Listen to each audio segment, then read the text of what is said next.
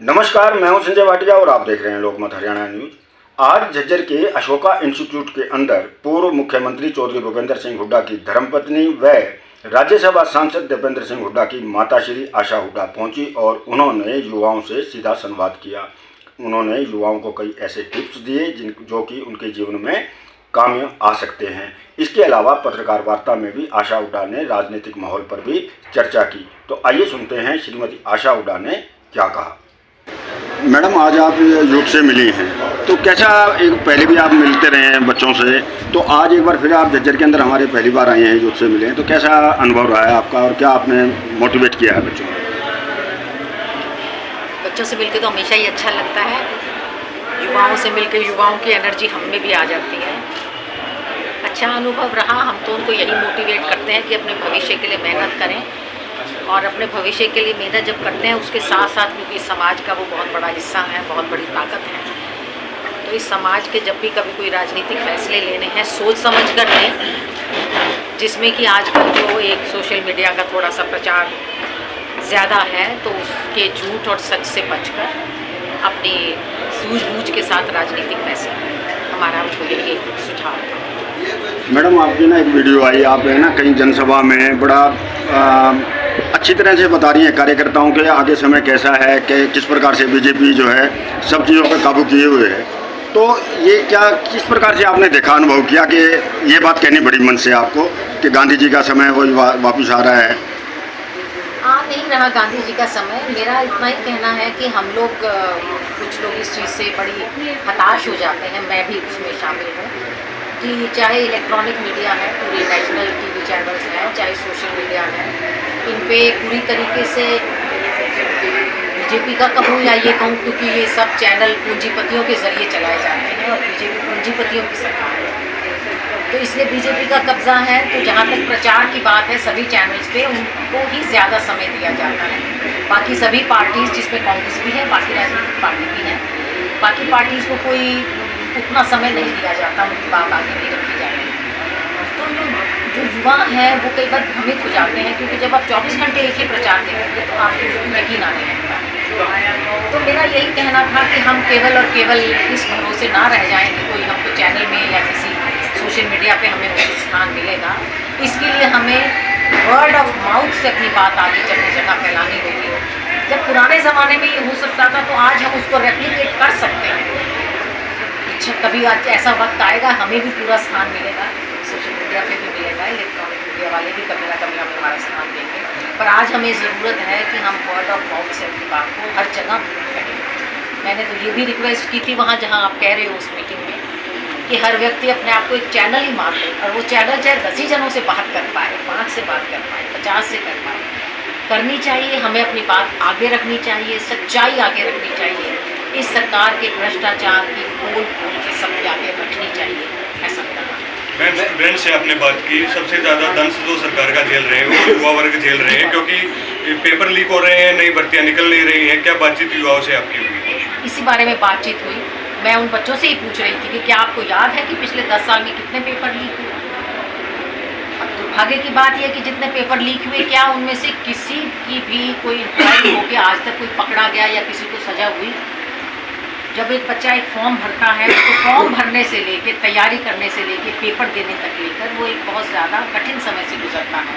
लेकिन जब paper leak हो जाता है या फिर किसी एक आधे का रिजल्ट आया, वो कोर्ट में चैलेंज हो गया, पेपर कैंसिल हो गया, नतीजे आए नहीं, बच्चों के लिए इससे ज़्यादा दर्दनाक कोई बात नहीं है। सरकार ऐसी होनी चाहिए, बच्चों को हर तरह के, चाहे सरकारी हैं चाहे प्राइवेट हैं, अच्छे रोजगार के अवसर उपलब्ध कराए, पारदर्शिता से उपलब्ध कराए, ताकि बच्चों का भी सेटिस्फैक्शन हो, और हर साल एक कैलेंडर जारी हो कि हाँ इतनी वैकेंसीज हैं और इतनी वैकेंसीज को भरा जाए। तो एक अच्छा सिस्टम हो जिससे बच्चों को भी संतुष्टि हो और वो ठीक टाइम पे नौकरी। लोकसभा चुनाव की हार को अब तक हार का दर्द जो है लोग नहीं भुला पाए, और दीपेंद्र सिंह हुड्डा जो राज्यसभा सांसद हैं वो भी कई बार भावुक दिखाई दिए। तो आप अभी क्या मैसेज देना चाहेंगे इस प्रदेश की, इस क्षेत्र की जनता? जी, मैं बिल्कुल ये बात कहना चाहूँगी कि दीपेंद्र 3 बार लोकसभा में रहे, और मुझे इस चीज़ का गर्व है कि लोकसभा में उन्होंने हमेशा अपने प्रदेश के और हर वर्ग के मुद्दे उठाए, चाहे वो किसान का मुद्दा था, चाहे वो हमारे खिलाड़ी महिलाएं महिला खिलाड़ियों को जिनको बेदर्दी से सड़कों पे घसीटा गया, पीटा गया, चाहे उनका मुद्दा था, चाहे हमारे जब झाड़ली प्लांट लगना था उस पर झगड़ा होता था, चाहे हमारी मेट्रो बहादुरगढ़ तक आई उसका झगड़ा था, हर चीज़ को उन्होंने लोकसभा में बहुत प्रभावशाली ढंग से उठाया और अपनी योजनाओं को मंजूर कराया। दुर्भाग्य से वो मौका चला गया, 19 में हम हार गए, लेकिन कोई बात नहीं, इस बार की जनता का मूड देख के लगता है फिर से हमें ये मौका मिलेगा और दीपेंद्र हरियाणा की और अपने रोहतक की आवाज़ को उतनी ही बुलंदी से उठाएंगे। मैम, कानून व्यवस्था को लेकर कितने आश्वस्त हैं? बेटी बचाओ बेटी पढ़ाओ का नारा दिया गया था, हरियाणा में कानून व्यवस्था की जो धज्जियां उड़ी हुई, आज ये बात मैं नहीं कह रही, आप सरकारी आंकड़े उठा के देख लीजिए। कानून व्यवस्था के नाम पे हरियाणा बिल्कुल आखिरी पायदान पे पहुंच चुका। जहां हमारी सरकार के दौरान बहन बेटियां सुरक्षित थी, रात को शाम को भी कोई अपने घर से निकलने में परेशान नहीं होता था, आज दिन दिहाड़े जब एक राजनीतिक व्यक्ति की गाड़ी रोककर गोली चला दी जाती है तो आम आदमी तो कहाँ से सुरक्षित है? बिल्कुल सुरक्षा नहीं है, ना बहन बेटियों की है, ना आम नागरिक की है, ना व्यापारी की, कोई सुरक्षा नहीं। दीपेंद्र हुड्डा की शालीनता की मैम न केवल प्रदेश में पूरे देश भर में चर्चा हो रही है। जिस तरह मैन टू मैन मार्किंग कर रहे हैं, दुकानदारों से मिल रहे हैं, तो जो ये चर्चा हो रही है इसकी क्या खास वजह है? आप तो माँ हैं उनकी, कुछ मतलब सिखाती हैं, पढ़ाती हैं, क्या क्या वजह है इसकी, इतना शालीन है? नहीं, ऐसा है, देखिए वो ऐसे परिवार में उसने जन्म लिया, उसके खुद के दादाजी स्वतंत्रता सेनानी रहे, 8 बार जेल गए, देश आज़ाद हुआ, संविधान सभा के सदस्य बने। इस देश की जो आज रूपरेखा है वो संविधान की वजह से, और संविधान बनाने में उसके दादा का एक अहम योगदान रहा।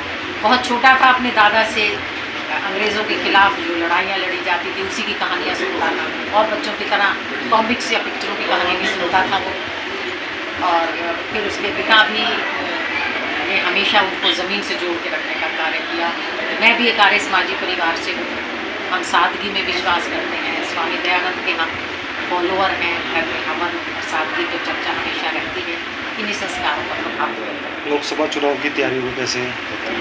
लोकसभा चुनाव की तैयारी रोहतक का हर व्यक्ति, हर हमारे परिवार का सदस्य कर रहा है, अकेला दीपेंद्र नहीं, उनकी बहन है, उनकी स्त्री है, और जो यहाँ युवा बच्चे थे आज उन्होंने भी हमें ये विश्वास दिलाया कि वो दीपेंद्र के छोटे भाई बनके इस चुनाव में लड़ेंगे। क्या आप इत्तेफाक रखती हैं इस बात से मैम, जैसे एमपी साहब कह रहे हैं कि ये ना केवल रोहतक का चुनाव नहीं होगा बल्कि रोहतक से अगर आप हमें आगे करते हैं तो प्रदेश का चुनाव होगा, क्या आप भी इस बात से इत्तेफाक रखती हैं कि रोहतक का नहीं है पूरे प्रदेश की राजनीति बदलाव का चुनाव? बिल्कुल, मैं इस बात को मानती हूँ, क्योंकि जब अगर हम पार्लियामेंट की सीट जीतेंगे तो एक जो पूरे प्रदेश में मैसेज जाएगा, जो एक लहर जाएगी, हमारे हर वर्कर, हमारे हर परिवारजन में जो एक हौसला बढ़ेगा।